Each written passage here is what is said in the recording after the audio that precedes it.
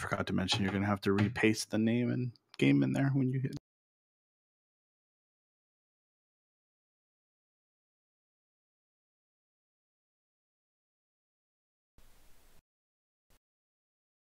All right, I think it's working.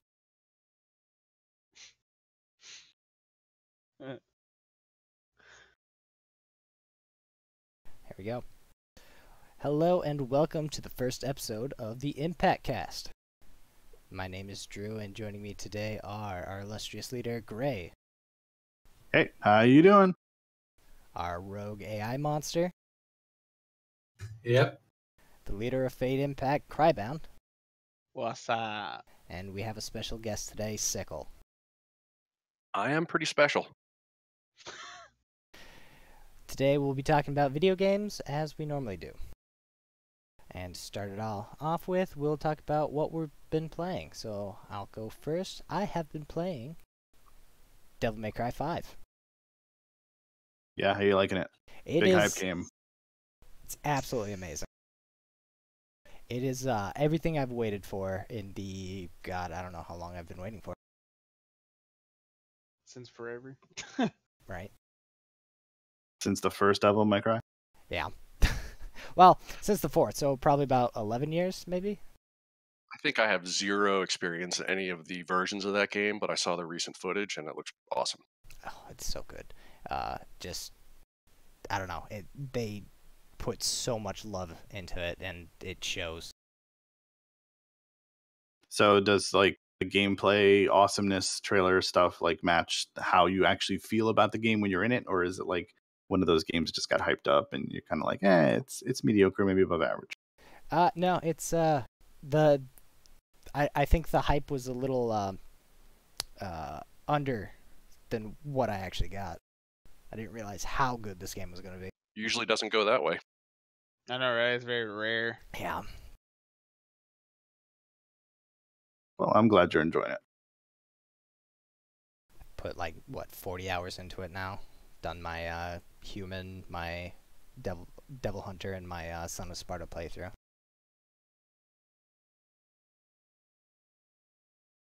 Nice.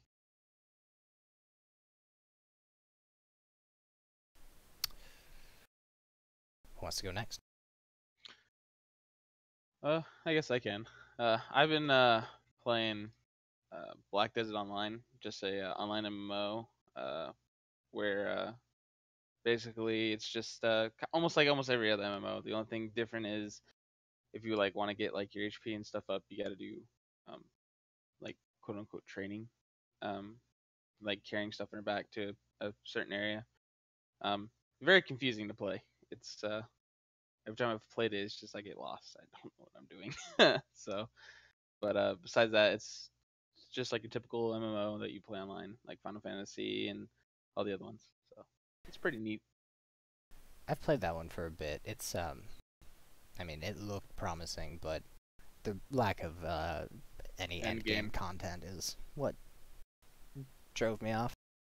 Yeah, I think most of it's once you kind of get towards where the end game should be, it's mostly just grinding and selling stuff on the market. Oh, and then I almost forgot to mention they have a battle royale now for that. So of course. Of course they do.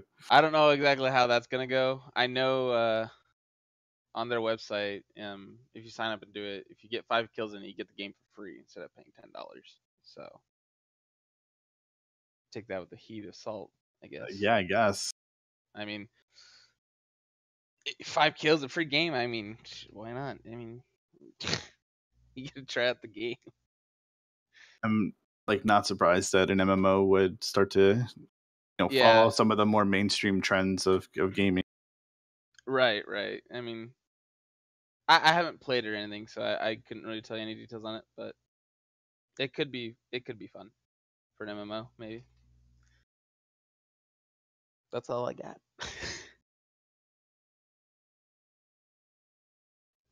All right, I guess I'm gonna go over my guilty stuff this week.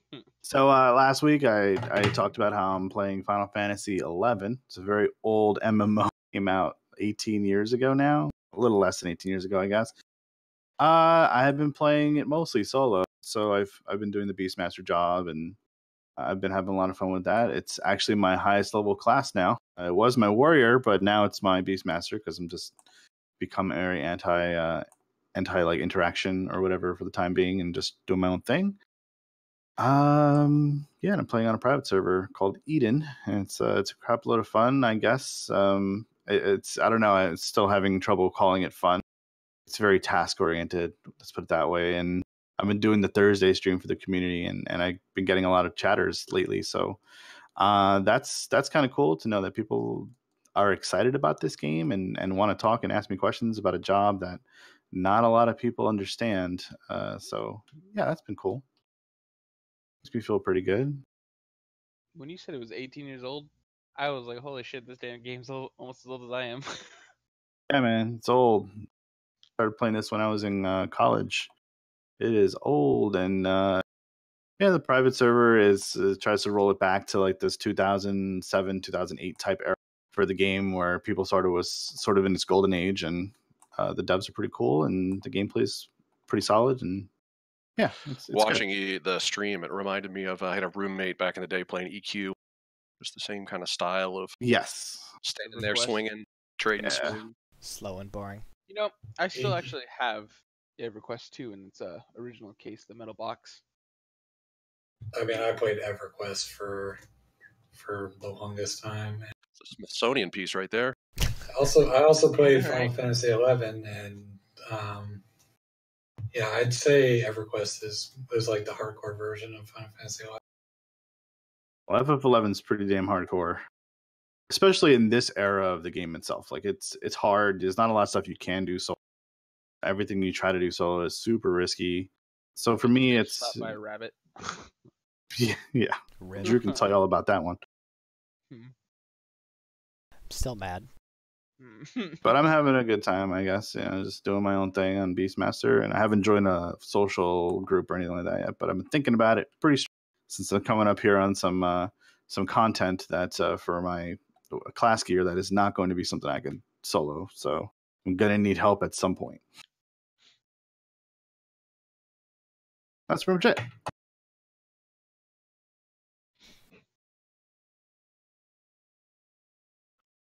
I guess I'll pop in. I am playing Division 2 since the release. I opted in for the gold package. So I started Tuesday. I had 38 hours in game already. I've landed 6,000 headshots. So it's going pretty well. Yeah, I've been playing Division 2 on console since that's what I have it on. It's a solid game for release. So Yeah, they learned from their past Anthem mistakes, that's for sure. Oh yeah. So, have you gotten to the Dark Zone yet? Just curious. I haven't. No, I did the open missions a little bit. I've been so busy. I wanted to get my sharpshooter specialty nailed down, start getting some gear to prep to push into the raid once it releases. So that's what the majority of folks are doing right now. But I want to play in there because that's where a lot of the good loot drops. And with the changes to the DZ, if you're not a good PvPer, you don't have to worry about Right. just trying to get stuff out and getting schwacked every single time by some rogue who outgears you by 600 points. Yeah, that was fucking aggravating in the first one. Yeah, I'm impressed, by the response and positivity that the game has had overall. Like not only just in the community, but knowing how Division One sort of went down on PC with a lot of bugs and exploits and stuff like the Dark Zone. To hear that they've corrected that stuff and brought out a better game, and people really, really seem to enjoy it, and it's emerged as sort of the most victorious out of a number of games that have come out recently. I'm excited to see the future of the game, even though I'm not playing it myself. Yeah, they just some of the tweaks and changes they did to the game. It made, the first one, the PvP side of things, it was so meta driven. You had to have this set of gear, you had to have these weapons, and you could just chicken dance around the DZ and just face tank people, and you cannot do that anymore. You die so fast. Oh yeah, I mean, like you get like hell, even just a red name can just kill you almost instantly. Yep. A few pops and your shield's gone, then you just 3 more shots to chest, your health bar just goes. Shoop. It's like, what's a health bar? Yeah, so I've been having a blast playing that game. Lots of hours. Lots more to come. So how's the sort of overall group been? Like, it's been pretty good transition. Yeah. So I can get right into it. I wasn't sure if we needed to go around the room some more, but yeah, we're doing really well. We're about 28 strong right now out of our 50 total. We're not matching up. We're not matching up with Gilded exactly. We've had some folks from the community who have gone a different direction with friends. So we're trying to kind of clean that up and match it up. But we are getting an influx of applications through Reddit, just like usual. The Division Discord, they're coming in strong. Even through game, we have 6 just kind of pending that are always floating. There's no real way to link up with people and say, hey, go to the, find us online, even though we put notes in there. So we're working on trying to get a hold of those people to bring them in. But the group we have so far of 28, of course, myself, I'm leading the show over there. I brought up 2 officers so far. I have a recruitment guy, Nitro, real great job for me, getting everybody in and just making contact and being the face of the community that we want out there. So it's great. And then I have Big Steer, who's my first content manager officer.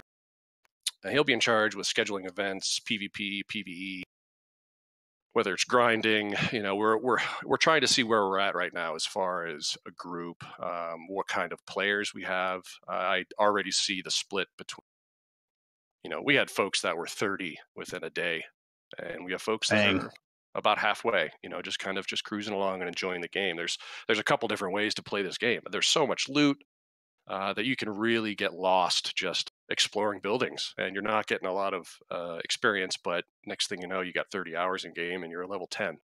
So it's really, they did a great job of attracting all sorts of different players. Yeah. I will say that, the changes from Division 1 that have been most impressive to me are, the AI in the first one was good. The AI in this one is just unbelievable. You cannot, it's a cover-based shooter, and you're supposed to be in cover, and you're supposed to move cover to cover. You can highlight another piece, hold space bar. I'm not sure what it is on console, and you'll kind of do a cover move.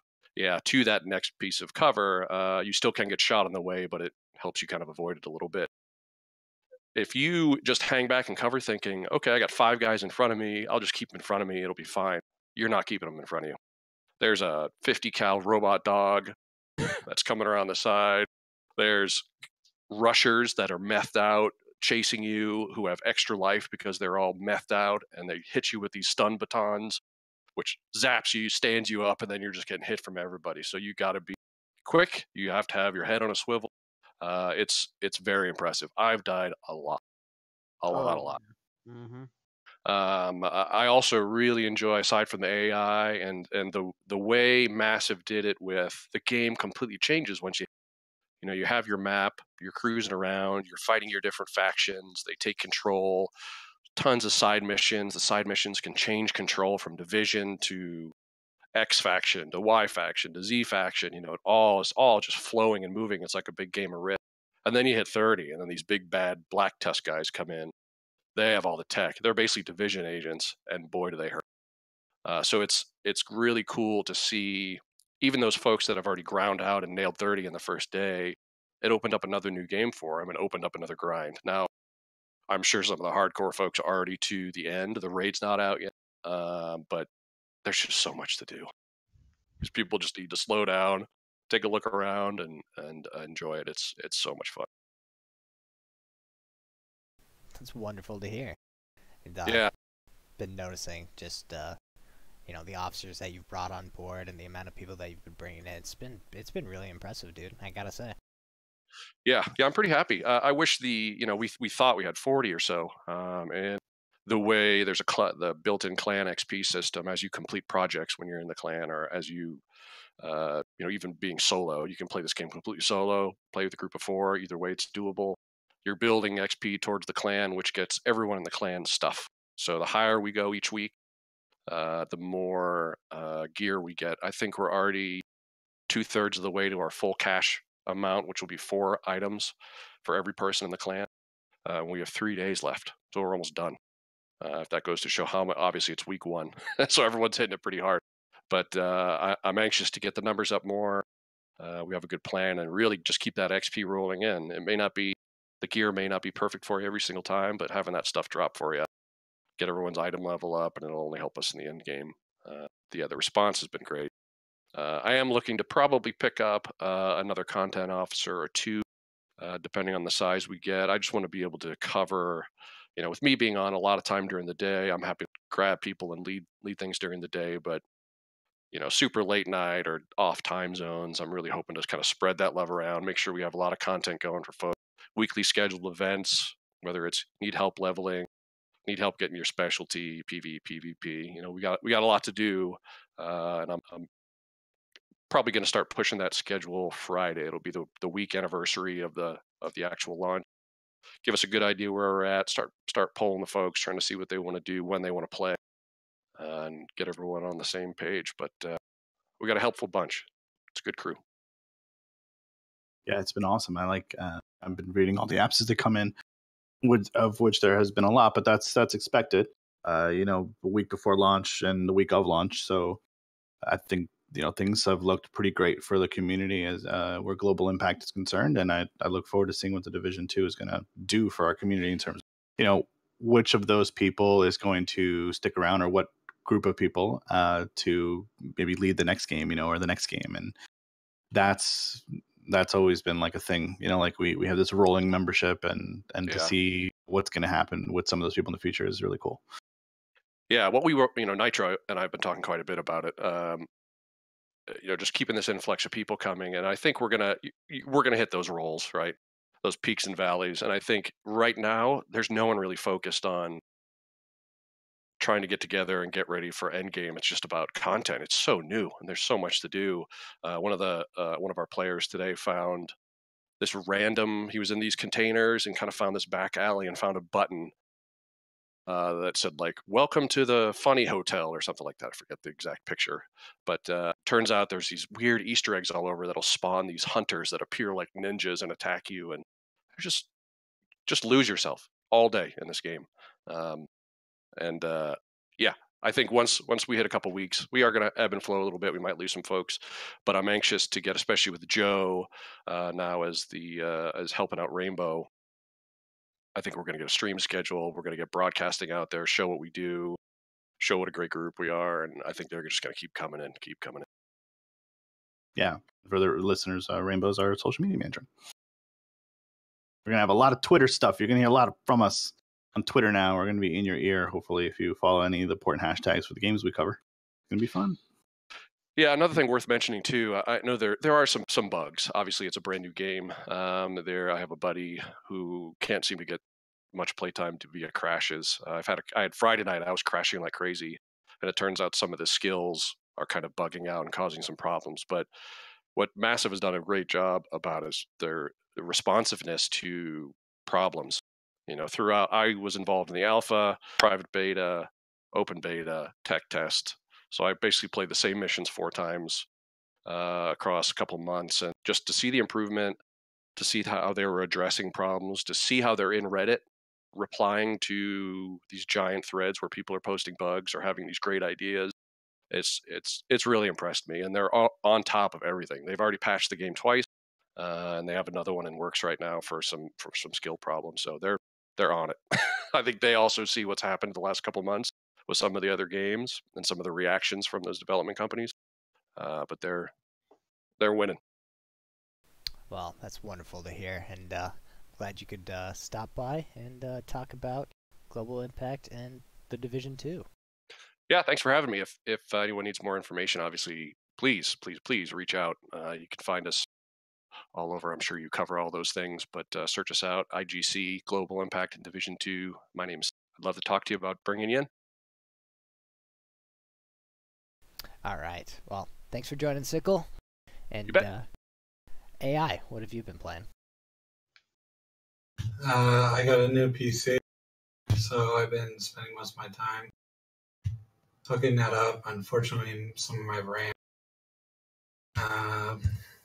was not working, so I'm running all less RAM than I should. But other than that, I got it all up and running. It's like so typical to buy RAM that doesn't work. It's happened to me like 3 times. This is the first time it's happened to me. So. You know, you didn't even talk about what the specs of your PC was. You got a new PC and you were like, oh, you told me most people play the big dick game a little bit. You didn't do that, though. Well, he's got a 970 NVIDIA now. Yeah, I went from 960 to a 970. There you so, go. Yeah, big jump. Jeez. Okay. No. Yeah, I mean, I got a GTX 2070. Respectable. RTX. Sorry. And I don't even remember now, but I got like $1,000 PC. Go with AMD or Intel this time around? Yeah, Intel. Oh, okay. I usually go Intel just because they have less issues with drivers and stuff usually than AMD. Just in my experience. Same with the NVIDIA cards. Do they even make ATIs anymore? I don't think so. I don't know. I haven't really been following computer hardware for years now. So this is like 10 years since I've upgraded. Did a full upgrade on my PC. So it's a pretty big jump now. I mean, there's a Radeons that came out a few years ago, right? They've been doing pretty well. Radeon 500 series, I think they are. Oh yeah, I remember now. They're decent cards, but I mean, they're not as good as in the 70 series for the most part, anyway. But yeah, the PC's nothing. It's not like any impressive specs, but it's gonna serve its purpose for the next 5 years or so at least. Yeah, I'd say. Yeah, that'll last you a good while, and hey, now you can finally play Monster Hunter. Yeah, shouldn't have any issue now. And other than that, I've been playing Epic 7 and Mofo of Alternative. It's the same as last week. Yes, last week. Well, as long as you're enjoying it, I can't judge. You judge me all the time. That's true. All right. We all judge you all the time. Going against the coding there, bud. Okay, I'm gonna judge Gray all the time. You've been judging me the whole time, so yeah, exactly. Just returning the favor now. All right. Well, with introductions out of the way, I think we'll move on to the big news topics, and we'll start with probably one you've all heard about, the Rape Day controversy on Steam.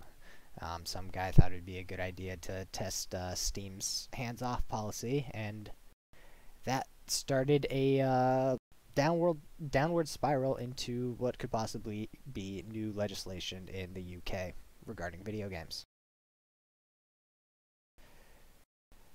Pretty much the summary of the game is zombie apocalypse happened and you are a serial rapist / killer and you're going around and assaulting women. It's incredibly disgusting.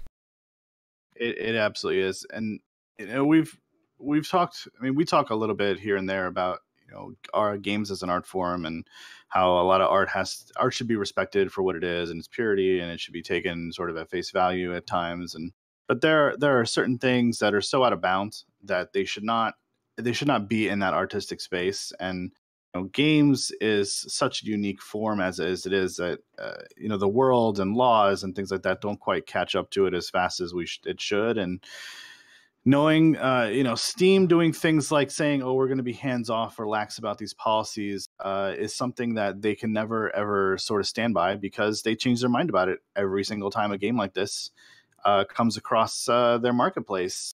And good on their response, but I think that they shouldn't be so reactionary like they claim that they're going to be. They should just do something proactive as best they can and stick with a plan, because really, I don't know. I'm not saying I lose faith in Steam, but I don't like it when shit like this happens, and it's been happening quite a bit for the last couple of years. And when it does happen, it's very loud and it makes a lot of waves like this. And this is not the kind of thing that we should have to talk about when it comes to gaming news, anyway. Well, Well, the game was clearly meant to troll too. It wasn't a serious game. I mean, it. They said that they removed the. There's a point where a child dies, and they said they removed it on the news page because it's child exploitation, which is a reference to Steam's banning a lot of games coming on this Steam. It was clearly made. It was clearly intended to cause drama and cause Steam to look at their. It was to troll the Steam anti-censorship policies that they've been doing right lately. And that was the intent of the game. You could tell by the descriptions on the store page. You could tell by everything in the game. It was just intended to cause controversy. I mean, even the guy's response, he wasn't upset, he wasn't shocked, he wasn't surprised by any of the response that happened. And to me, that's just like, yeah, he really did do some of this on purpose just to kind of get name recognition. The guy who did what's that game, Hatred, a couple of years ago. Same sort of idea, you're overstepping boundaries by making this game, right? Like, you are. There's no way you don't, but you did it anyway for some reason. Some type of recognition or some, because you have some weird tendencies to want to shoot a bunch of people in the game. Just go play GTA. It's better. For real, yeah. Go play GTA. It's true, but hatred, at least in Hatred's defense, was an actual game. Had some quality to it. It wasn't a high quality product, but it had some quality to it. This just looks like a fucking Steam asset flip. That's what it looks like. I don't know if it actually is. But it's like a shitty looking graphic novel. That's literally that's what it is. It's a visual novel. You literally words like sentences will pop up on the screen. You can choose it, and whatever you choose determines on what you do. That's all it is.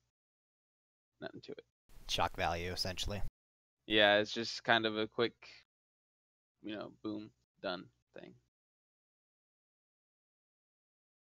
I just hope this doesn't prevent games with that type of content from being released on the store in the future.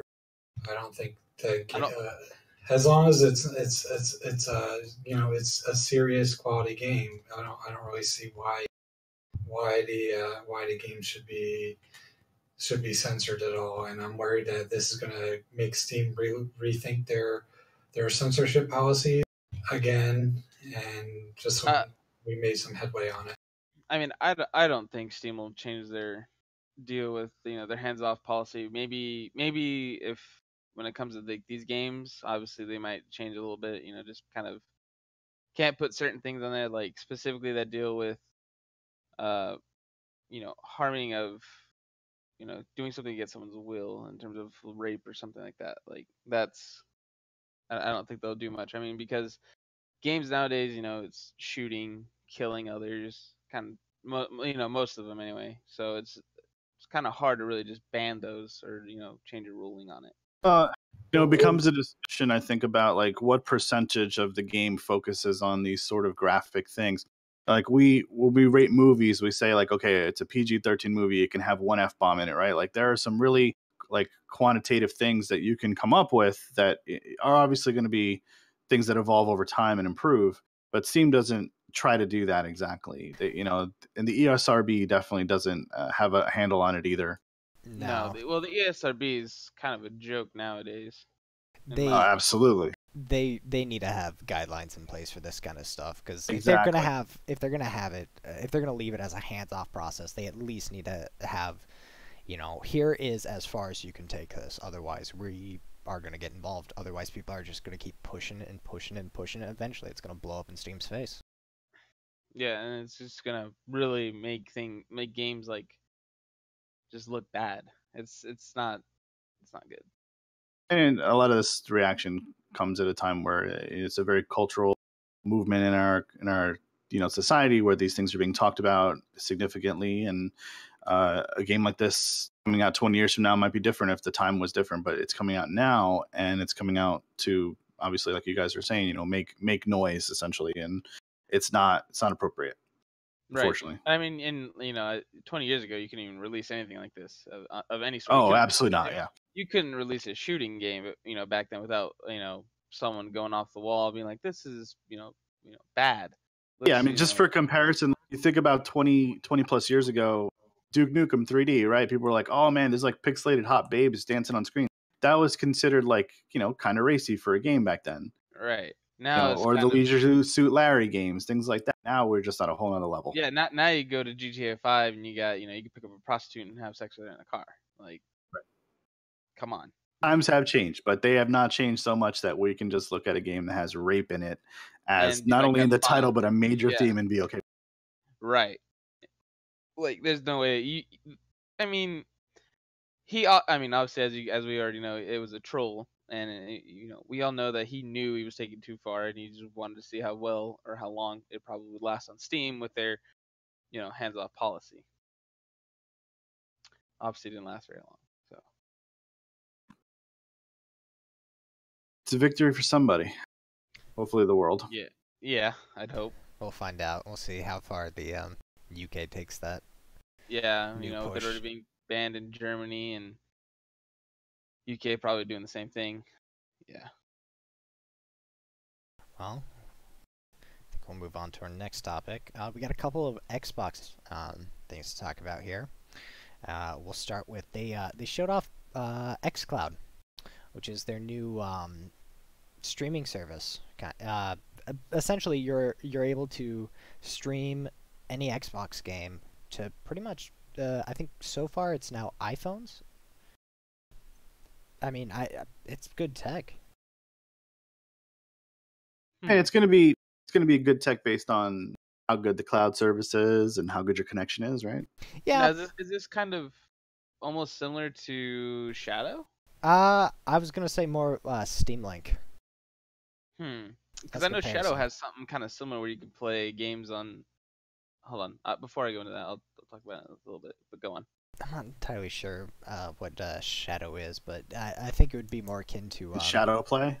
Oh, yeah, I think that's what it is. Yeah, Shadow. Like your PC to your Shield or something like that. Oh. Yeah, it's like it's a software basically like I don't know actually Shadow Play. Hold on. You could also do it with phones too. You could put your phone onto the TV with Chromecast, so it's like that as well. Oh, it just that's cool. Just further shows where video games are heading to. It looks like It looks like there's a major push to just be a streaming service now. I mean, you could do it with Vita too. You could put your Vita, or was it the PS4 onto Vita? You could put that onto the Vita screen. I mean, when we think about it now, like we're talking about possibly a lot of these companies thinking about significant streaming services. We know that PlayStation has had one for a while. Microsoft is now sort of getting into that game, but just a few years ago, maybe 10 years ago or so, this idea was, very foreign to people, or it didn't work because the backbone wasn't there. And GameFly had a streaming service that kind of wasn't that great because the internet wasn't that great back then. No. Did GameFly have a streaming service? I think it was. It wasn't GameFly. It was OnLive. OnLive, that's the one. Yeah. So the thing that You're I was right. talking about, is called shadow gaming. It's basically almost the same thing. You play games from PC from the cloud, is what it is. Yeah. You can play on any device, whatnot. So yeah, that's what it was. So this is almost similar to that. Okay. Yeah, that's like a glimpse of it. There's tons of them now, but OnLive was like the first one, and it failed miserably because the tech wasn't there yet. Right. Network connections weren't usually that good back then. That's still not great. Yeah, there's still. I mean, if you have a good enough connection, it's not going to be an issue. But most people were still running 30 megabytes download. Yeah. Probably 30/5 or 10/5. The infrastructure on average is better though. Yeah, I mean the infrastructure is better. I think at 30 you could actually run it pretty well. Obviously you want something higher if you can get it like 100 plus at least. I mean all I've heard is people running with 30 megabytes down on PlayStation now have no issues. So this is Xbox getting into this idea now and trying this thing out. So I think this is like a beta test for something bigger. Yeah, we'll see. It sounds like, honestly, with how they're moving, it sounds like they want to get out of consoles and just go into straight games, Yeah, I mean, just game that services. I think someone was saying, I can't remember if it was specifically Sony or someone else saying this, but a lot of people are saying like companies like Microsoft, Sony, and Nintendo, and all those people are like wanting to get away from specifically consoles. Like Sony saying that PS5 might be their last console that they make, kind of thing, and so. I disagree with that entirely because I know that Microsoft is working on a new Xbox, and they bought out all those companies so they could have exclusives on that Xbox, I would assume. So I think Well, no, they're what I was saying was like a lot of them like were thinking that they might just get away from making consoles. I don't know about specifically Microsoft, but Sony was thinking that the next PlayStation will be the last one they make. I don't really know if that's going to stick with them or not, but they had announced that was a couple years ago. So I don't really know. Yeah, If it's not. that's- It's not going to be an immediate change. It's something that Yeah, they're it's looking towards gonna towards the yeah, future. it's gonna be slow and gradual, but it could happen. Well, I mean, with the way we conceptualize the game market now, you know, everything's moving towards some like similar PC architecture. It has been for several years now. These new consoles are basically just some very specific hardware PCs for Right. stability purposes, and that's great. Now we have Microsoft doing Project X, talking about a diskless. We mentioned the diskless Xbox coming out in May or so. Yeah. Yeah. Yeah. These things go hand in hand. It's obvious to see where they're going. I think you don't need to be a Right. genius to know that they're probably going to forego the idea of continuous hardware every single year or every other year because it's expensive. It's very expensive, and it's a lot of people, with the prices going up and up and up. I think when PlayStation released, it was like brand new. I think it was like $600, and it's like $600. I can buy a decent gaming PC for that kind of money. Right, and they iterate on like they had the Xbox One and then they had the Xbox One S, and there's going to be this Xbox One digital console, and there's the Xbox One 4K. Like if you bought every one of those consoles, you're at launch, you're talking about you've probably sunk like $1,500 into the console market. Yeah, you might as well just buy a Yeah, really you good. could have had a PC by now, Right. It's like. Oh, wait a minute. Why would you buy the Xbox Digital when you already have an Xbox? You have the new Xbox. Why would you buy the the Xbox 4K one. Yeah, when you I have the get you. regular Xbox? I mean, you're the only one. You're going to buy an Xbox and maybe the Xbox One X. That's it. So if you do buy the Xbox One X, you probably are selling your previous Xbox, so you're not really losing that much. You're losing money because you're getting store credit probably, unless you're selling it on eBay or something. Right. The thing is, you're still sinking money into it before Yeah, you I get mean- something back. Obviously, you're still putting more money into it, but I mean, you're talking like maybe $600 here total spent on that compared to a PC, which is way more expensive for that type of hardware. I mean, it's still better value for the consoles right now than at launch only. I mean, obviously over time the PC is going to wind up being a better value for the specs. Yeah, but I mean, it just seems like every time, like at launch for a console, it seems like, 2 weeks later, PC has something that's like way better. It's just like, Oh, I mean, that's just the way I look at it. I don't agree with you guys at all that you seem to think that console's going to going away to Dodo, and I just don't agree. Maybe we're going to move to streaming consoles, and I think that there's going to be a lot of market backlash for that. So I don't think that's going to go as well as they expect if that's the case. But yeah, I don't see consoles going away anytime soon. I don't either. But what I will say is that when these companies are pacing themselves for the infrastructure, for what people will accept, what people understand as the average sort of technology. Like when you said on live, like, man, that brought back so many memories because I was like looking into that when it happened. But there have been diskless consoles before that didn't really pan out, right? The Ouya was essentially a diskless console. It did not have a good game library. I understand it's not a good comparison. But what about the Steam machines? These were diskless, cloud-based gaming, essentially consoles that did not go anywhere because they were sort of marketed poorly or came out at a wrong time, or people weren't ready to look at that as a viable option for gaming or whatever the case may be. And now we just see these old ideas that failed sort of coming back and being successful because they're doing it. So I guess the right way you could. I'm with you. I don't think that consoles are going to go the way of the dodo. I think that if they're going to have any importance in the gaming space, that they need to be more, I guess, like Nintendo, where like their games only come out on these consoles. They're not available anywhere else. Yeah, Otherwise, I it wouldn't. doesn't work. I'm saying like it's not gonna like they're not gonna like disappear like in a day. It's like they're gonna obviously release things for them, but it's gonna be a slow, gradual process where they kind of go away from the hard software to where maybe you can kind of change some things in there. That's what I was saying. I'm not saying like everything's gonna just go boop gone. It's all PC or streaming now. I mean, well, streaming would be okay, but I mean, as long as it's done right. I mean, it maybe the console isn't going to go, but the console as we know it is probably not going to be there in a couple years. Yeah. Right. It's not. It's no longer going to be this. This is only to run third party and the first parties of the company that made it. So Xbox games won't just have Xbox games or anything on it, or Nintendo won't just have only Nintendo stuff. It seems like they really want to start pushing their first party games onto other systems. It's either these consoles either have to offer every game on the market or only a specific set of games that are exclusive just to their console. Right. Nintendo has almost gone all the way exclusive with a lot of things.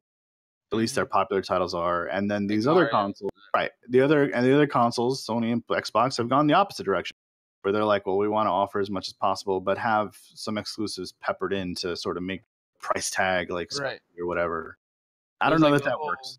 It was like the whole crossplay thing that when that happened, people were crying that everyone else was going to do it, but Sony wouldn't do it, and then they finally did it, and now it's been for the better. Yeah, I feel like those are like considerations that we should not even have to debate in this world. Right. And I mean, it's better. I think it would be more beneficial for all of them just to release all the games together instead of, and maybe like every so often have an exclusive for that one specific console. I think that'd be okay, but for the most part, just make it all kind of whatever console you get, you can play this game on. Yeah. Here's a concept: create like a universal gaming platform, and you just buy the Sony packages or the Xbox packages or the Nintendo packages. See, that's the future right there. We would love that, but that's not gonna happen. Right? It's not gonna happen. No, probably not. Yeah, I mean, give me one ecosystem with micro ecosystems that I can opt into. That would be fun. Right. And there's people who would argue that that's a bad thing because there's no competition.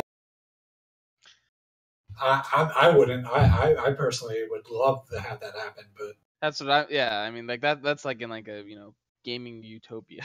Yeah, I don't really see like console competition being good for the consumer. Well, I mean, like I really actually don't even see like the whole what was it console war thing. Like that's not a thing anymore, at least to me, because that was so long ago. At least it feels like it was. If it is still a thing, I just don't really pay attention to it because I mean, if there's a game on Xbox, and even though I don't have one, but I have a friend that would have one or something, I'd go over there and play it. I mean, I'm not gonna, Well, the console war is a concept that they spin up every 5 years when new consoles are coming out. You hear about it for like a year. It's always talk about exclusive. Then they don't talk about it anymore. If the next wave comes, you'll hear them all talking about the console war all over again. Yeah, it's just to me, there's no point in that because it's like you got obviously you got the Sony fanboys, you got the Xbox fanboys, or the Microsoft fanboys, and Nintendo fanboys, and girls, of course, and it's just like, I mean, you're gonna get the money out of those people, and then you're gonna get the people that buy all three consoles because each kid that they might have likes it, or they like all three themselves. It's like there really is no one company's winning over the other. No, we're all just losing. We have to choose constantly. Yeah. Things like, I really want to play Uncharted, but I also want to play Halo, so I have to spend $800 like just to buy in to then end up being able to buy those games. That's just kind of a dick move to me, but that's why I don't like consoles. Right. I mean, well, I mean, it's PC is kind of going that way with to a smaller extent with all these different. Yeah. So yeah. I think from that we'll move on to the next. Epic gets itself another exclusive with Phoenix Point. Phoenix Point is created by Snapshot Games, headed up by one Julian Gallup, who was involved in making the original XCOM games back in the 90s. They recently announced last week that they were going to be they signed a 1-year exclusivity deal with Epic, and then had a AMA about it. I gotta say, I'm not a fan of how the Epic Game Store is just buying up all these exclusives. I don't think it's good for for consumers. Well, you want to talk about why Phoenix Point is a big deal, because it's kind of I mean, Epic has been buying that. I mean, there's even games that got announced after that are Epic Store exclusive after the Phoenix Point. Well, I mean, they've had like five or six of them just in these past 2 weeks. So it's getting ridiculous. But the reason Phoenix Point is such a big deal is because it was crowdfunded. Yeah. So yeah. I just hope that they don't cry about gamer support like Metro does. Like, I mean, both parties are free to share or have their choice, but I mean, you also got to bear their own repercussions. Well, that's one of the issues, that there are no repercussions for stuff like, oh, well, we said this game was coming out on Steam, and then we signed an exclusivity deal, so now it's no longer coming out on Steam. And then, or for repercussions for, well, we crowdfunded this game and made certain concessions to people that it would be available, but this new deal that we decided to sign after the fact is much sweeter than the one we'd offer you. So, yeah, it's even worse. I mean, it's even worse than that because it was crowdfunded on Fig, and investors are pissed off since now their games only come into one. Yep. So if you don't know what Fig is, it's like Kickstarter, except you actually invest in a company, you get some of that money back based on this. So it coming to Epic Games Store literally affects those investors directly, and the investors were not consulted about this. They weren't asked if we could do this. They just decided that, hey, Epic Games money had it them, offered them a bunch of money to go onto the Epic Games Store, and they took it and fucked the investment. Yeah, that's foul, man. I mean, obviously, I would personally think that should be illegal. I mean, you got someone investing in the company, and then you basically take their money and go for someone else after they've already given you a certain, a specified amount of money of what they chose to give you. I don't know prices or anything, obviously, because first time I've ever heard of Fig personally. Yeah, the issue is that at the time you made your investment, you were under the impression that this game was going to come out on the most popular PC DRM platform that is available. Right. And suddenly that is not going to be a thing. So you should have a say in what happens to your money, but I don't think they're gonna. You kind of you own a share, So I mean, with that being said, you should have a say into what goes on. I mean, not specifically like how the game's made, but just like where your money is being put. I mean, like if you're investing in that company, you got to say is that's money that you're supposed to be getting back. And with them just turning around and fucking you in the ass by going to Epic and being like, oh, it's going to be exclusive there. I mean, that's just kind of fucked up. And the Epic Game Store itself is just inferior to Steam in every way. Like feature-wise, it's just inferior. The sales aren't as good. It's not as good a store. And Tim Sweeney, the CEO of Epic, he said that we are not going to be able to compete with Steam on features. So he basically said that. And he said, so our store is fine as it is. That's what he said. He basically said that something along those lines, I'm paraphrasing. But I don't have the actual quote up. They are well aware they're not going to compete with Steam on features. That's fine. What they're competing with Steam on is the cut that developers get, which is a very, very shiny for new developers, small developers to get a much bigger piece of their own pie per game they sell. And they're weighing that against the exposure that they're going to essentially not have by not being on Steam because of lack of features. So, it remains to be seen how well Epic's gonna do. But I think they're playing it pretty dirty right now by doing this exclusive PC thing. And I gotta blame Steam a little bit for being very complacent and not doing better in the PC marketplace overall, because they've been sitting at the top for so long, not being dethroned, that it's throwing us all for a loop. Yeah, they're just sitting on piles of money, and what are they doing for us? I mean, they haven't made a game. We could talk for hours about Valve's problems. Yeah, Valve has major problems. I mean, in my opinion, the last good game that Valve released was Left 4 Dead. People might say Half-Life was better, but forget about even talking about them as a publisher, because they're not even that anymore. Right. And now you got with this whole thing going on and whatnot. Steam is probably gonna I would probably say Steam's gonna try and do something almost similar of making something, finding a game that's good that they think is gonna do well and try and make it exclusive I don't. specifically to Steam. I Well, don't know yeah, that they're going to do that. I I mean don't think Steam that's can do that. I don't think they will either. But I mean it's very possible that they could do that because they'll be like, well, and I think what would cause it would be depending on how well the game sells on the Epic Store. I mean that's really all what it comes down to is how well does this game do on that store and with it being an exclusive to that store. And if that's the case, if it does really well, maybe they'll give it a shot and see how well it does on their own. no. Here's the problem though. They're not just incentivizing developers with that cut, that more by taking less. They are now giving the developers money for the exclusive, the making it exclusive to their store. So Right. that's the problem. They're money hatting these developers. They're killing competition by forcing by telling developers, hey, we're going to give you all this money that you probably would make up by not having your that you probably would lose from not having your game on the Steam store, and then the developers are going over to the Epic store in addition to the extra cut they get. So it's kind of hard for Steam to compete without doing the same thing. And if Right. Steam's doing that, it's going to be a big deal. Yeah. And you know what I really blame though? I blame Fortnite. Well, I was going to say something because we know a few facts that we can talk about. Like number one, no game stays popular forever.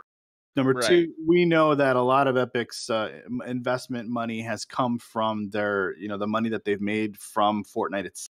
And because of those things, I have a very strong feeling that in a year or two, we're not even going to be talking about the Epic Game Store. It's just Right. going to I be mean, like Glyph, like any of those other storefronts that have come and gone, that have sold a few games here and there, whatever, that no one cares about because they're not big enough. Like we barely talk about GOG, and GOG is like number 2, isn't it? Yeah. something like that, yeah. But again, the difference between number 1 and number 2 is massive because, as we talked about Yeah. last week, they had to lay off people because they're kind of hurting. Right. It's And the other thing that I was going to bring up with, since you had mentioned Fortnite and me making that stupid joke, was, or specifically this is an Epic Games game as well. Paragon was released at one point, which was a MOBA that was a, Hero shooter.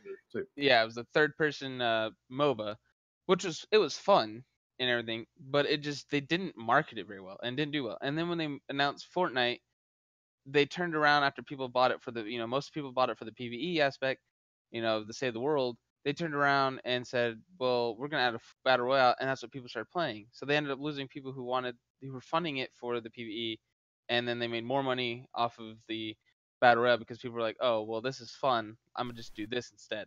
well, And Fortnite is to go just where the money goes. it's just an Right. amalgamation of different So- ideas from different people. I mean, And they just with added that the whole thing, it just kind of it made Epic look kind of what's the word,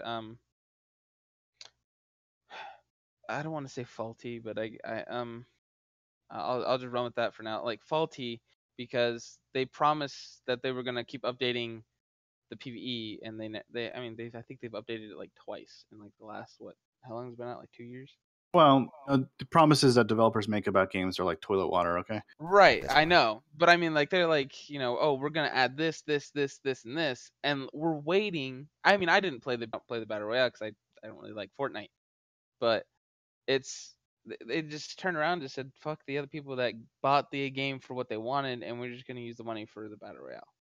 It just kind of it just made them look really bad. Those are in the my- people that left the game, and everyone else, which is still the majority of players, are there pouring money into fucking emotes, and Right, dances, and yeah, colored things of that guns nature, and battle shit. pass and whatnot. It's just It's a calculated loss that they're gonna make X amount way more money, by appealing to the larger majority of players. Every game company does that. Like Fortnite just Right. is happening on a macro scale because it's a household name at this point.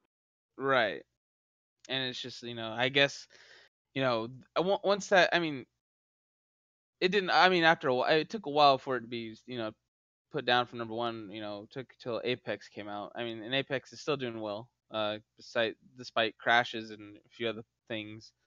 It dethroned Fortnite. I don't know for how long. I don't know if it's still number 1, but Fortnite might be number 1 again, but it was number 1 at one point. So it was number 1 in player. What was it? Amount of players played and concurrent players playing. It was also the number one game streamed on Twitch for a while. I don't know if it's there anymore. I would assume Fortnite probably took back over with Ninja going back to Fortnite. So We're getting a bit off topic here. But yeah. So I think we'll move on to some minor news that has happened. So on the top of that list, we're going to talk about Judgment, a game made by the Like a Dragon studio in Japan, known for the Yakuza series. They're currently pulling sales of the game off in the Japanese market because one of the actors who played a character in the game was caught with drug abuse, charged with drug abuse. Still no word as to how that will affect the Western release that is supposed to be coming in the summer, but I'm sure we'll get updates on that soon. I would assume within a week, yeah, probably, maybe sooner. I mean, that's a pretty big deal that they're pulling it, in Japan. Yeah, well, they take drugs seriously there. Yeah, very serious. I mean, but then again, at the same time, when it comes to Western releases, now was he an actor in the game, or was he like mostly a voice actor? I think they used his likeness, and he was also the voice actor for the character. They did the same thing. The same thing kind of happened with Yakuza 4. They pulled they redid one of the characters because the actor was accused of drugs. He was eventually found not guilty, but he retired because of its such a big deal there. Yeah. I mean, I would assume if since it's only in Japan, they generally do different voice actors for the Western releases, so I would assume it's not going to really affect it too much. They're probably not even going to really pull it, I would assume. All right, on to the next topic is everyone's favorite Dick Garfield was laid off at Valve. He helped create Artifact, the well-known and popular card game based off Dota. Right, yeah, and Garfield goes way back. The Gathering. I don't even think I've ever I don't even know who he is or played it. Richard Garfield created Magic the Gathering. Magic the Gathering. He is responsible for microtransactions. Yes. Ah, okay. He's a pretty important guy. He made loot boxes, basically. That's what the idea of loot boxes came from. Magic the Gathering. Gotcha. Okay. I mean, I didn't know he was the deal for Magic the Gathering. I've played Magic, but I didn't really. Well, here's the thing. I think this is bigger news than it got a lot more coverage than it probably should have. It seemed like Garfield in his response kind of knew, layoffs were inevitable, that we already said what we had to say about the game and its direction, and it was up to Valve to decide whether or not they wanted to continue to utilize our sort of consulting services, or if they wanted to go in their own direction. And quite frankly, it seems like Valve took way too much of a page out of things like Magic the Gathering Physical, because you can't even get cards unless you buy them, right? I mean, that game was suffering since day one. So maybe you do fire the guy who gave you bad advice. I don't know. I'm just saying. Right. I mean, I guess they'll see how it goes with him being gone. I don't know. It's probably not gonna make too much of a difference. I mean, Artifact is not going to be a thing it doesn't sustain itself well enough at this point. Right. I think it had less than 100 concurrent players recently. It will be off the map soon. Yeah. It's Valve's least successful game. Gotcha. I mean, well then, if that's the case, they're probably already thinking of. Now, is it online based or servers and everything? Yeah. Okay. Yep. I would probably assume that they're probably going to pull the servers down. Give a month's time. We'll see how it goes. I mean, Valve has lots of money to support stuff for a long, long time. The thing is, if the overall model of the game does not change, the game won't survive no matter how much money they throw at it. Will be a huge loss for them. I mean, it's not Hearthstone, and it tries to be everything that Hearthstone isn't, which is not good. That's not the kind of game that I think it's gonna catch a large amount of players enough to keep it going. It's just not. In 100 or less players, that's crazy. There's probably more players playing Left 4 Dead 1 on a given night than that game. It's also not a game that anyone really wanted. I don't think anyone was ever thinking, I really like Dota. I wish I had a card game based off this. Well, I mean All right. that's also like Gwent, from Witcher. They have that whole thing. So Yeah, but just totally to back different up, model. just to back up a little bit here, I don't see Valve taking the servers down just because the servers don't cost a lot to maintain, and they'll just stop development on it. They won't update it or anything. They'll keep the servers running, I'm sure. It'll just be a dead game. Just dead game. Just like how what was that one game that was released for like a week? People played it and then it just died. Artifact. Yeah, this exact game. Yeah. There's been plenty of them that are like that though. People get hyped for it. They play it for a week and they're like, oh well, that's not what I wanted. I got my fun out of it. Yeah, No Man's Sky. Yeah, thank you. That's what it was. That game was fucking Jesus. I mean, what's kind of funny is it is a good game, though. I mean, it's not now, after all the updates. No, I mean Artifact. No Man's Sky was shit when it released. It was fucking terrible. Unless you've got money to play Artifact, you're not playing Artifact. That's the problem with it. It's not a game that appeals to young kids. Like, kids can jump in a Hearthstone on their iPad and they can play for free and not have to worry about grinding, getting money from their parents to buy cards necessarily. I mean, I'm sure they do that, but this is ridiculous. I mean, I would assume that I'm assuming if it's card packs, it's probably not cheap because I mean, hell. No, it's not cheap. Well, actually, it is pretty cheap. It's like $20 or something for a pack. I think you pay $20.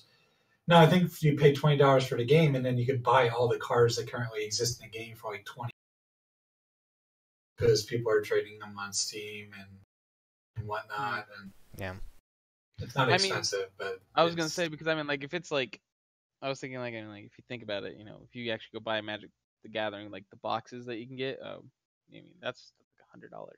Oh, they're more than $100, yeah, but yeah, I mean, you can touch that stuff at least. Yeah, you can look at it and be like, I wish I had this much money so I could. I mean, I don't. I used to be that type of guy that would just go drop $150 on a fucking box of cards so I could play new decks and whatnot. So I mean, you say that, Gray, but Magic the Gathering Online also exists too, and people still. Yeah, but you're talking about notoriety with Magic the Gathering Online. What are you getting with Artifact? You're getting nothing. You're getting no name. You're saying, okay, all the people who played Dota, this game might appeal to them. That's a small slice of the pie compared to the overall thing, and they don't have as many. Something. And it's just not. Doesn't make any sense. Like I said from the start, this game made no sense. At best, I said it was going to sell okay, but it won't be a big hit. And I think that was back when we had the previous podcast, so that was like two years. Yeah, it wasn't. We didn't really care much then either. No, I don't think anyone did. So, yeah, I don't know. We're all just negative Nancy's, right? That's all it is. It's we're products of the market that we spend our time in. Pretty much. All right, so the next thing we're going to talk about is a couple announcements here. The Google is probably getting ready to announce something pretty special here at GDC. I think that's tomorrow, right? I'm pretty sure it's tomorrow. All right, so our predictions are this is going to be like entirely cloud-based gaming. Yeah, so back to the cloud-based gaming. Not going to be a physical console from Google, right? Unless they decide to make it like a thing you put your phone in. Some shit. It's like, well, okay. If here's a docking station, you put your Google Nexus or whatever the fuck on it. It automatically demonetizes you if you're streaming. Yeah, I have this. I don't think this is gonna. I hope this doesn't succeed because I don't think this is going to be a good thing at all. I don't see Google. I don't know. I mean, we'll have to just play it by ear, really. I mean, it seems like a lot of people who were into this, or were looking at the stuff, are really interested in it, and we're probably gonna want it to work. So it's Ouya 2.0. Is that what it is? That's exactly what I think it is. It's going to be another Ouya. Nobody's going to care. Yeah, it'll release. Maybe a bunch of people run out and buy it, and then they'll realize, hey, this is crap. Yeah. And I think it does good. Do we know if Google even bought out any of these companies to make exclusives for your system? I no, I I don't think I doubt it. Amazon got all the developers, They- like the they- solo people out there now. They did, but they haven't done anything. No. They've done jack shit with it. They're working on it, man. It's Okay. these people that, they don't really have any say in the market trying to get in there now, and it's people like us that are looking at it just like, man, let's watch them fall on their face. It's gonna be They're pretty just- good for a laugh. I'm kind of wondering if how their design of that's gonna work. Is it gonna look like a Dreamcast kind of thing, or We'll find out tomorrow. Who knows if it's physical? Maybe it's like a. see what's today? The 17th, right? Does Google have an Alexa? Is that the Google Home? Yes, they do. Google Yeah. Home. Yeah. Maybe- Yeah, okay. So Maybe it's an upgraded Google Home. we just just listen, Pair it with your computer. Whatever Shit. it is, we know for a fact that it will have Skyrim on it probably in 6 months. Oh yeah. Oh god. Right. Todd Howard's The, already made it. so, It's gonna be the uh, first release for that. Yeah. GDC is Tuesday. Oh, okay. It's the 19th. So We'll have our ears to the ground on that one. 'Cause I'm Yeah. interested to know what it is, just for curiosity's sake. I mean, I'm like looking to see if they have like said anything as to what it like is gonna look like. I mean, No, that's all gonna No. be. That's all gonna It's be just- at the conference. Yeah, we don't know anything about it except that it's likely a streaming game console. Likely, very. Yeah. Yeah, likely. someone made a sketch as to what they think it's gonna look like, and I can tell you right now that fucking control looks disgusting. Like, hold on, I'll send it to you guys. Is it a Check big? it. Is it a dildo? Yeah, you'll see. It just looks terrible. That's disgusting. It's so nasty. Well, we'll see. Well, we'll find. We're waiting with bated Fucking breath. boomerang or I- something? I'm sorry. It's a banana. It's kind of funny because they call it the future of gaming. I do not want a Google future for gaming. No. I don't. Right. I'll take the devils, the Microsoft, Sony, Nintendo devils over the Google. But guys, mean- it'll have integrated YouTube streaming on it. Come on. Right. Automatic I mean, demonetization, built in. Right. Well, you swore, so there it goes. Everything's wrong on algorithm. You don't get to decide what games you buy; it just buys them for you. Right. Well, you played Ratchet and Clank, so here's a documentary about Flat Earth. It'll have Chrome built in, and you can watch porn on There you go. it. That's And all the kids will want it. Okay. Wow. Okay. So I guess you're gonna have to have a subscription in order to even use the thing. maybe. Well, we don't We know. don't know yet. There's We no don't know details yet. out on it yet, so we'll Tiered packages. No, packages. Rick Osterloh confirmed that there's gonna be a subscription. Oh god. Well, gotta have So, I subscriptions for mean, your console I'm then, I guess. assuming. I'm going to assume at most maybe $20. I'd hope it wouldn't be any more than 20. I'm going to assume this is all over again. Yeah. We had two Go Electric with it. Boogaloo. Yeah. Well, I'll find out. I think the next thing we'll talk about is Halo Master Chief Collection coming to PC. They're going to be starting with Halo Reach. I think people have been waiting for Halo on PC for quite a long time. Forever. Well, I mean, apparently every Microsoft game is coming to PC anyway, so Oh yeah. kind of a preemptive announcement to kind of get hype going for their Master Chief Collection. Right. I mean, good for them. People still play Halo, and apparently this was something that I think it was highly requested by those crazy people who like Halo. They wanted to play it on PC, like old school. They just wanted everything on PC, like one place. Well, yeah. People were ready to start emulating and stuff. I know there was that Russian project going on last year, I believe, that they shut down, and everyone's like, well, that just means it's coming to PC soon then, right? Yeah, no, that never means that, but in No. this case, it did. No, I think Xbox needs to get as much goodwill as possible. I mean, they've been getting it. They have. They've been working real well ever since the handoff of management. Yeah, I mean it's okay once they're top dog again. They'll forget all about it, just like Sony did. It'll be the next Xbox will be a home cinema system. It's like Valve Only has been doing since the beginning. Yeah, there we go. Yeah. Players? Who? What? That's the thing. I know. For the payers. Oh, you mean these people who give us money? Ah, yeah, okay. I, for one, am excited to be playing all the Halos on PC. Brings back good memories. Well, that'll be. Oh gosh, I can now I can already envision it since Ninja played Halo as a pro. He's probably gonna stream that shit like crazy. Oh yes. Do a stream series or something on it. Yeah, he's gonna do something with it. I mean, don't get me wrong. That's good. That'll be good sales for people who like Halo and they now who don't pay attention to news like this. I don't know why you wouldn't though. I mean, it's pretty big. I mean, I've seen it almost everywhere. YouTube, everything. Microsoft knows how to market stuff. They sure do. Yeah, I'll give them that. Yeah, they do. So I mean, if they haven't seen it, then you're fucking living under a rock. Or playing an MMO. like Gray. But yeah, I mean, with their marketing and all the Twitch stuff that people probably played, Halo way back in the day, I can see, the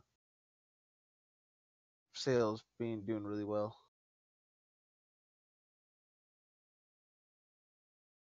Watch me get bamboozled and fucking fail, just flop. I'd be so mad.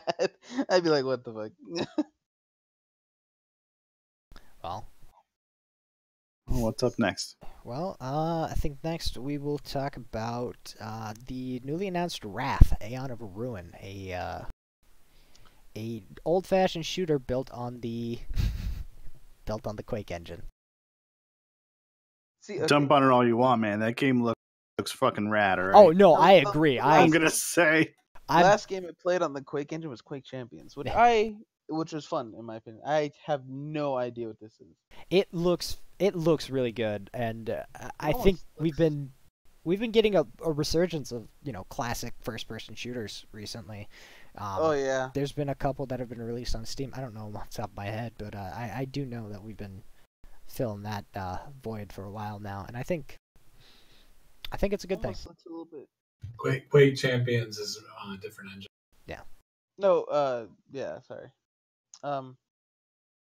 This is the original, Yeah. With all of its various shades of brown. For some reason. Yeah, I was like, for some reason, it reminds me a little bit of what is it? It was on the N64. Started with a T. Turok. Yeah. It looks even older than that. I mean, it looks original Doom kind of, Yeah, super old school looking. Yeah, I was also thinking like Doom, and then, but like I was like Turok also kind of has that like same like vibe of it. Listen, where that's cool. Where the AAA market fails us, indies will come and save the day. Exactly. They always do.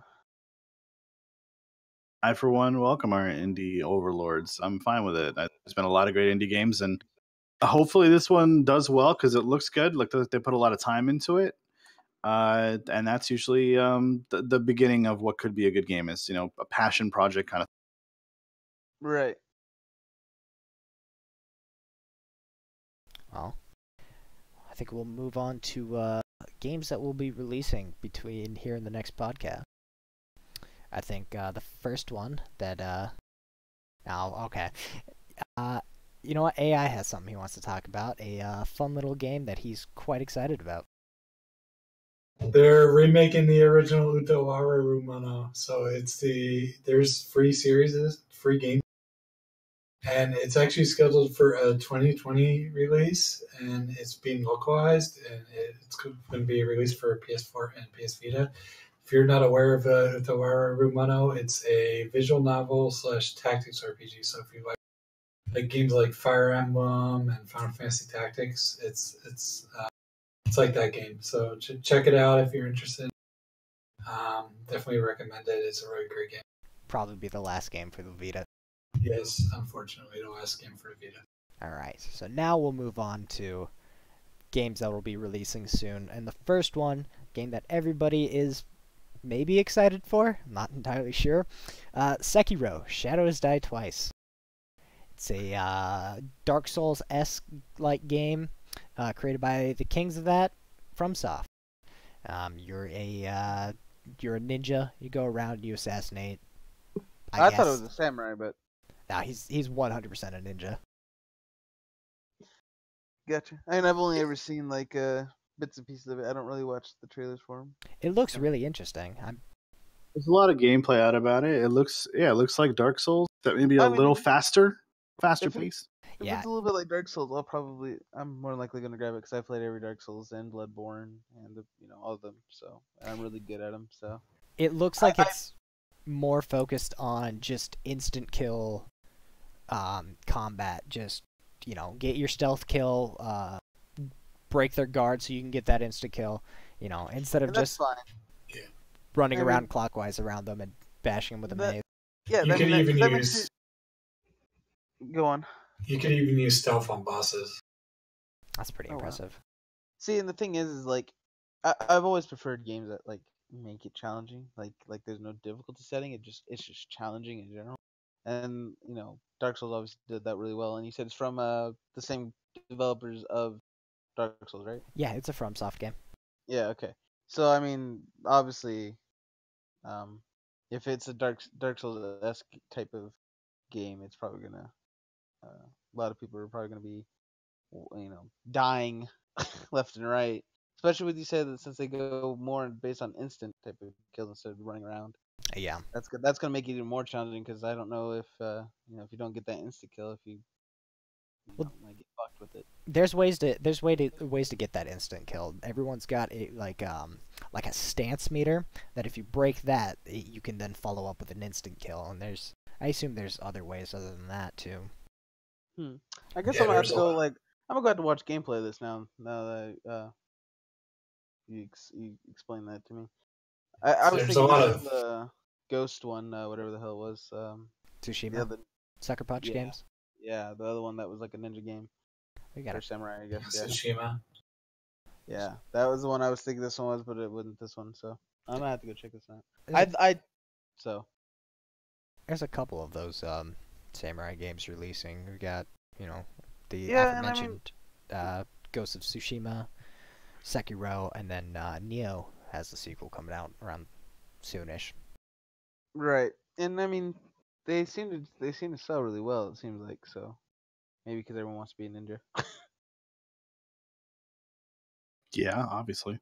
Ninjas are badass, man. Ninjas versus pirates, man. That's every child's dream. Right. Used to watch movies when I was a kid and act like I was a ninja.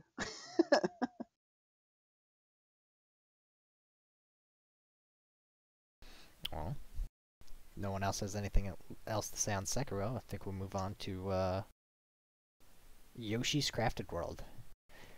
This looks like almost like a sequel to Yoshi's Woolly World, but with paper mache tossed onto it. Yeah, it's a cute looking game. Probably buy this for my wife as a surprise gift or something like that. She's really into those games. Yeah, I mean, it's not something I'm personally excited for, but it'll probably do well. I mean, it's Nintendo. I've heard good things about the Woolly World too, so. Yeah, this will be picked up by a number of people, I'm sure. Right. I mean, there's obviously people who are gonna buy that type of game. Maybe for their kids or something, but they'll buy it.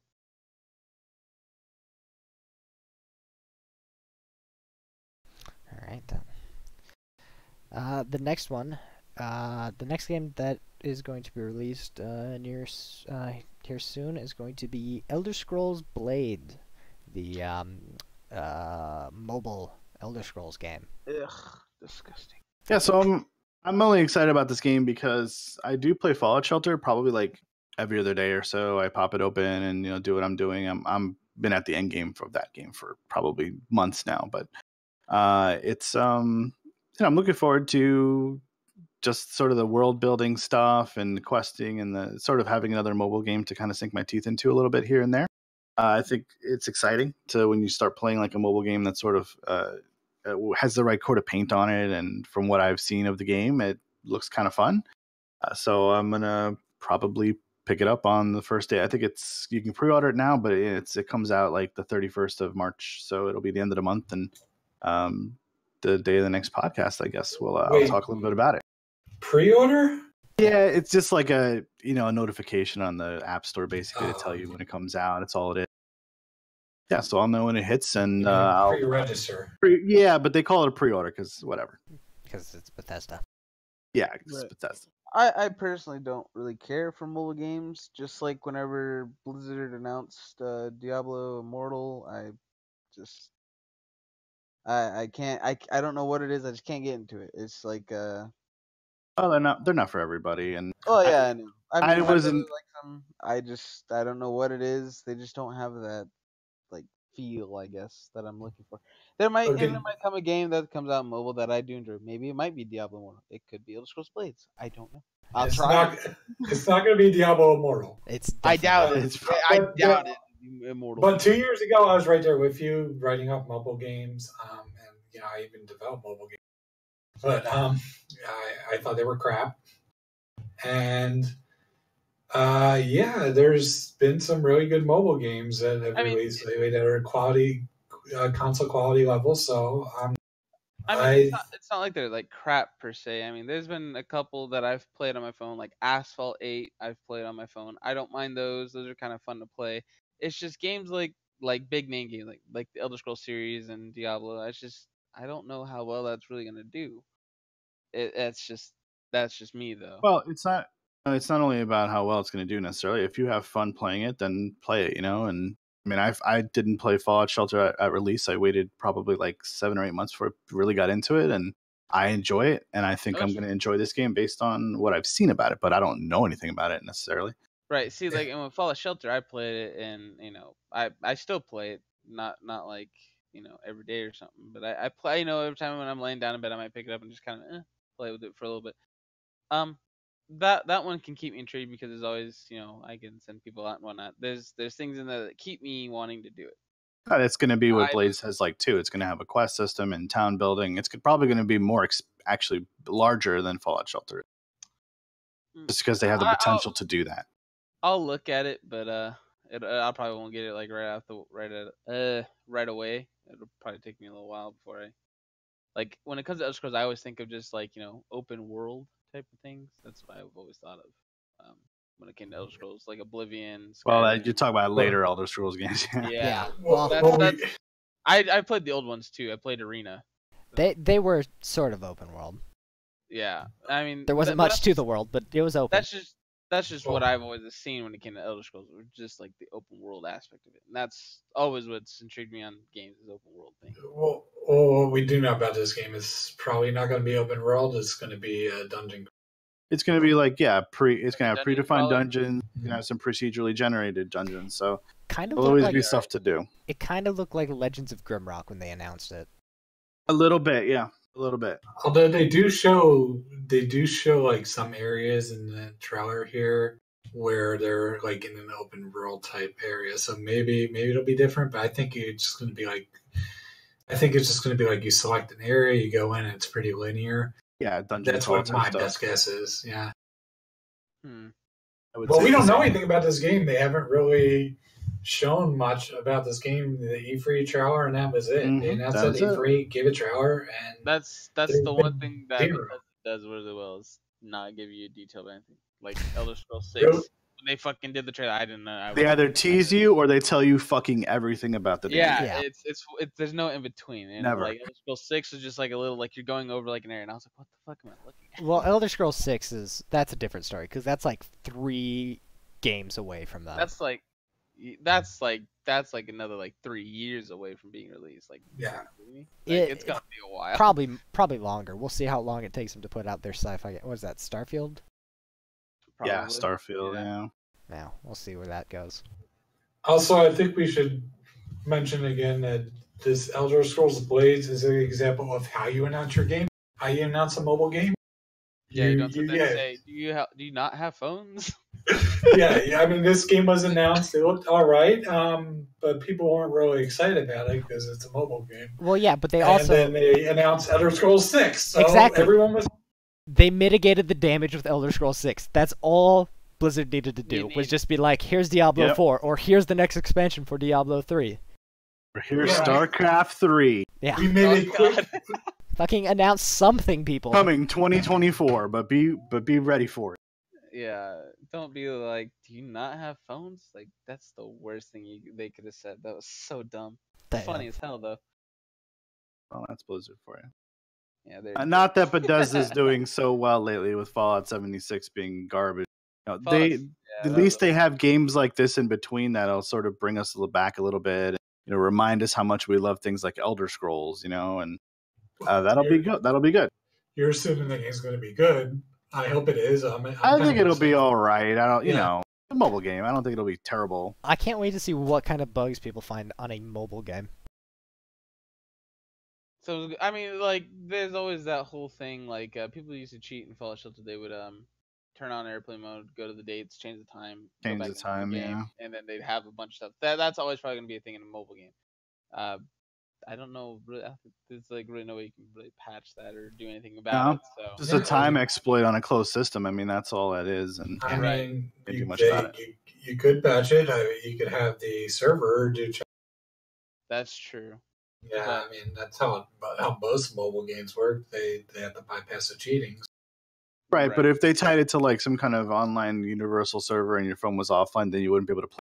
So that's why it's That's true, hooked to yeah. your local time on your phone. You know, so people are going to exploit it because they want to exploit whatever, Yeah. whatever the fuck you want. Well, I mean, if you're playing competition. offline, you should be allowed to exploit. You know, it's not a big deal. Who cares if you're exploiting? Right. It's not- I'm not going to ban you from Fallout Shelter. Just wait until you get that notification. That would be the saddest day of your life, right there. You have too much ammo in Fallout Shelter. Yeah, 900 hours and you have too much ammo ban. I mean, it was unbelievable when Anthem banned players. You can't trade in the game. They banned players for doing some exploit with currency and everything. You can't trade in the game. You can't really. There's no PvP in the game, so who cares if people are Right. Companies doesn't do what matter. they want. Well, that's how people are. All right, gentlemen, I've got to head out of here. All right. All right. Had a good time podcasting with you. Almost made it to the end here. Almost. Almost. You're close. Enjoy the rest of the show. Will do. We've got one more thing to talk about. Now that Gray's gone, we can talk about it in safety.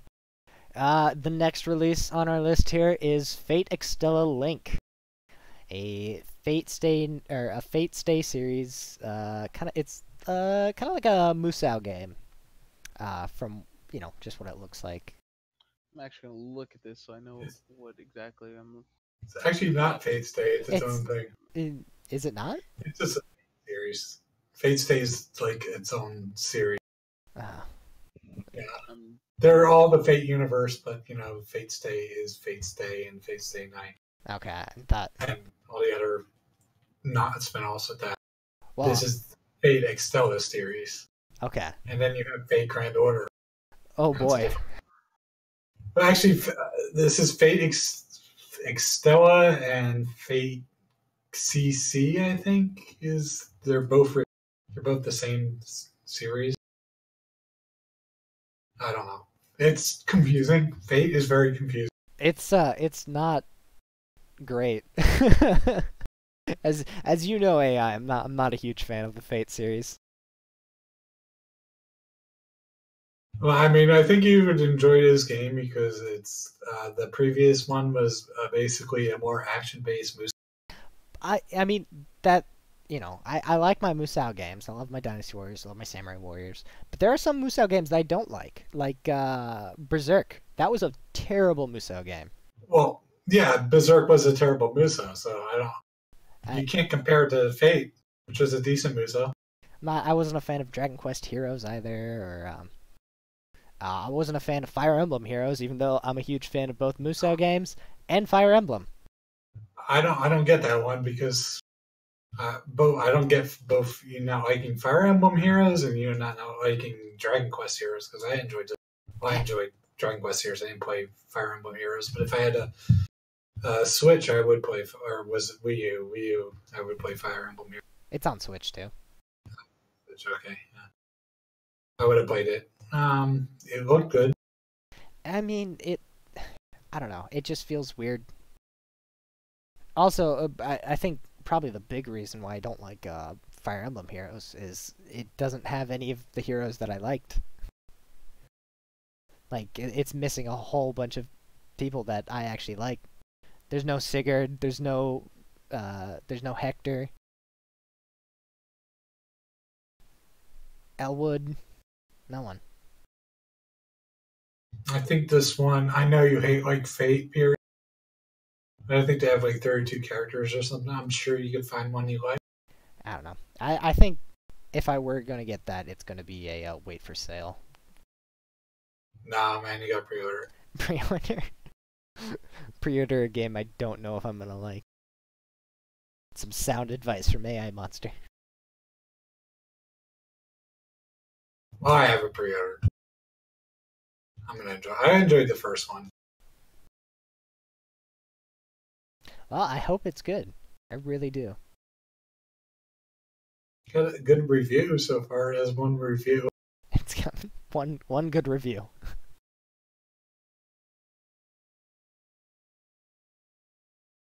Well, like I said, I hope it's good. But with that, I think we're gonna close up shop for the night.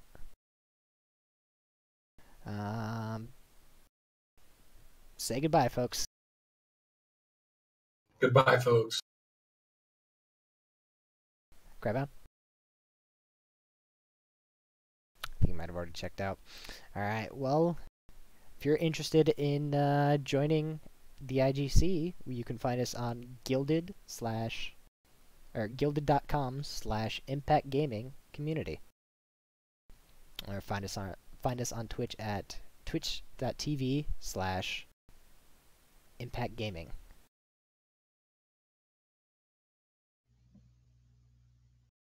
Night, folks.